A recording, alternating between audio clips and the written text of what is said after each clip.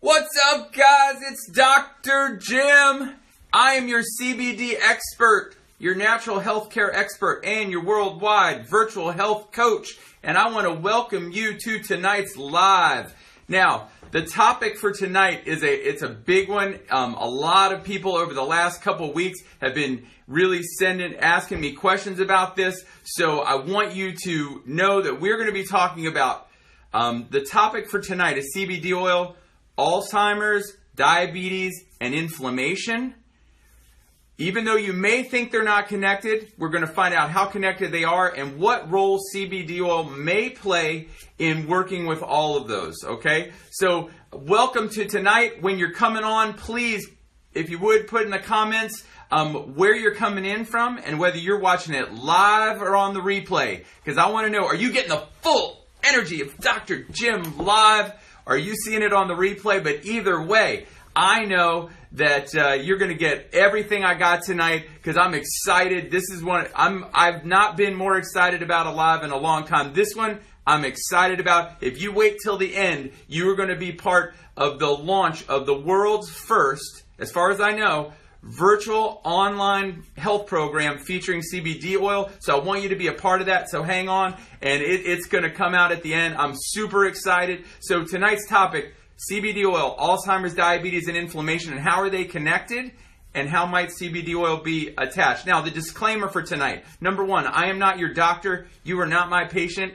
Nothing about this video constitutes doctor-patient relationship. So please do not change anything about what you're doing with your health based on something cool you heard Dr. Jim say on a video tonight. Okay? That's really important. Number two, the second disclaimer is I do not claim to diagnose, treat, or cure any specific disease with CBD oil. That's very important, okay? So I just want to get all those disclaimers out of the way so that we can dive right in, get into it. Alzheimer's, diabetes, and inflammation. How are they connected or not connected? And how is CBD oil might have an impact? Well, number one, let's start talking about Alzheimer's.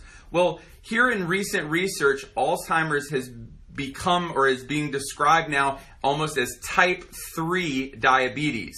Now, why would Alzheimer's, a problem in the brain, be considered type 3 diabetes? Well, what they have found out in the research is that there is a large percentage of cases of Alzheimer's where the cause is insulin resistance in the brain. Now, let me tell you what that means. The cells in the brain need sugar to get into the cell to nourish them so they can do their job. And when an insulin's job is to help sugar get into the cell so the cell in the brain can burn it for fuel. Now, in insulin resistance, what happens is it no longer happens.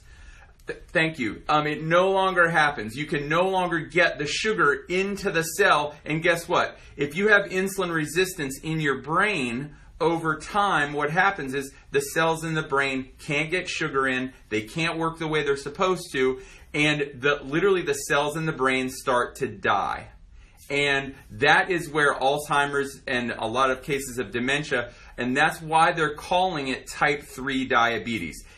Because the more insulin resistance, you can't get sugar into the cells, so they start to starve, and then you have higher sugar floating around in the brain, which causes oxidative damage to the cells. So that's Alzheimer's.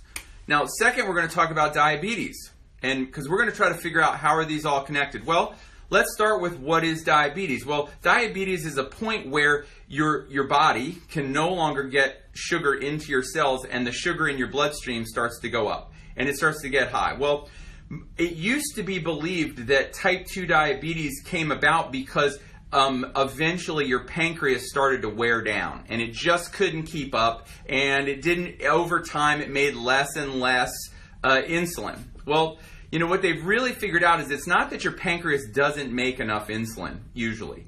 Is that almost always type 2 diabetes is a problem with insulin resistance. That actually your body has been making so much insulin in response to what we've been eating.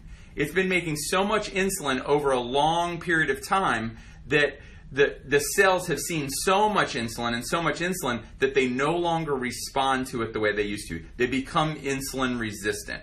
Therefore, the sugar can't get into the cells, and as the sugar can't get into the cells, it starts to rise up in the bloodstream. But here's a unique thing about diabetes and insulin resistance. The truth is that insulin resistance is there. The most recent research is talking about is it's likely that insulin resistance is there, years and years and years before there's ever a breakdown in your blood sugar.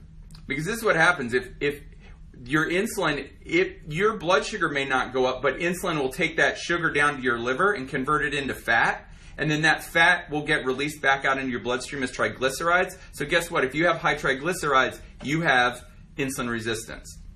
It can store that sugar, convert that sugar into fat and store it in your liver. You can get a fatty liver, and if you have a fatty liver, you have insulin resistance. Okay, and also it can convert that into fat and then store that fat usually kind of right here. So if you've got sort of that big belly fat, lots of belly fat, spare tire kind of stuff, guess what? You also have insulin resistance. So that insulin resistance is often there a long, long time before your body can't regulate blood sugar. So that's really important. That insulin resistance is what ultimately leads to diabetes. And obviously, insulin resistance is also connected to Alzheimer's. All right. And then the third thing that we want to talk about is inflammation. Well, inflammation is really like gasoline on the diabetic fire. Okay. Inflammation is when your immune system starts to produce these inflammatory products, and it's usually your body doesn't do it for no reason. There's usually damage, and inflammation is your body's first thing to try to help deal with damage. But the problem is if the damage is ongoing all the time, then the inflammatory process just keeps going on, and then inflammation further drives diabetes. It further drives insulin resistance. And so inflammation throughout the whole body, it interferes with receptor sites. Okay? So you have receptors on all of your cells. You have insulin receptors. You often have not only insulin receptors, but you have vitamin D receptors. You have thyroid hormone receptors. You have all these receptors on all your cells. And inflammation from damage starts, if you have a chronic inflammatory process going on, like an autoimmune condition or something like that, those inflammatory cytokines start to interfere with your receptor sites. And guess what? Your insulin doesn't work the way it's supposed to. Your thyroid hormones don't work the way it's supposed to. Your vitamin D doesn't work the way it's supposed to, because you are literally blocking your receptor sites. So, Alzheimer's, diabetes, inflammation. All right? We can start to see how they're all connected. Well, what might CBD oil's role be in addressing these conditions? Now remember, we do not diagnose or treat or claim to cure any specific disease, okay? Because we're not actually treating this disease, all right? But if you go kind of below the disease and you look at what are some of the things that are driving it, we can affect those things. And that's ultimately what we're going to be looking at. So number one, CBD oil is neuroprotective, okay? Now, how do I know that? Well, I know that because the United States government knows that. The United States government got a patent on CBD oil for its antioxidant or its oxidative antioxidant effects and its neuroprotective effects. That's the U.S. government. Okay, that's not Dr. Jim sitting in his office saying, wouldn't it be cool if CBD oil was an antioxidant or a neuroprotectant? No, the United States government got a patent on it for those exact reasons. Now, why is that important? Well, let's think about what an antioxidant is. When damage happens in the body, when sugar is too high, when insulin is too high, when there's an inflammatory process, it creates free radicals.